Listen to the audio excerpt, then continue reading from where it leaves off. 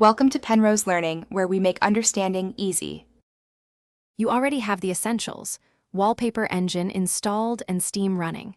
First, run Wallpaper Engine as administrator so permissions aren't blocking changes. Once done, pick a simple built-in wallpaper, not a heavy workshop scene, and click Apply to Desktop. This verifies the core pipeline. If that fails, the problem is likely permissions or a running conflict. Make sure no other wallpaper utility is active, and keep Steam overlay enabled for Wallpaper Engine to hook into the desktop. Now dig into the execution details. Look at the wallpaper's thumbnail and file path. Missing assets or workshop downloads will prevent loading. Next, make sure you applied the wallpaper to the correct monitor and that the wallpaper resolution matches your display. Scaling mismatches can stop it. Then check your GPU and driver settings.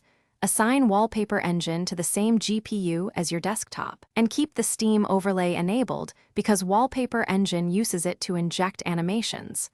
Once adjusted, try Apply again.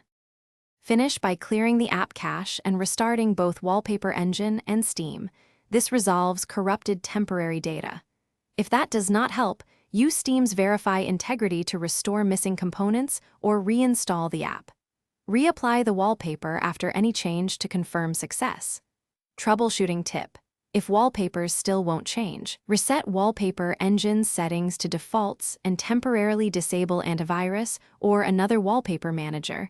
Those often block desktop hooks. If problems persist, capture the Thanks for watching. If this was helpful, leave a like and consider subscribing. See you next time.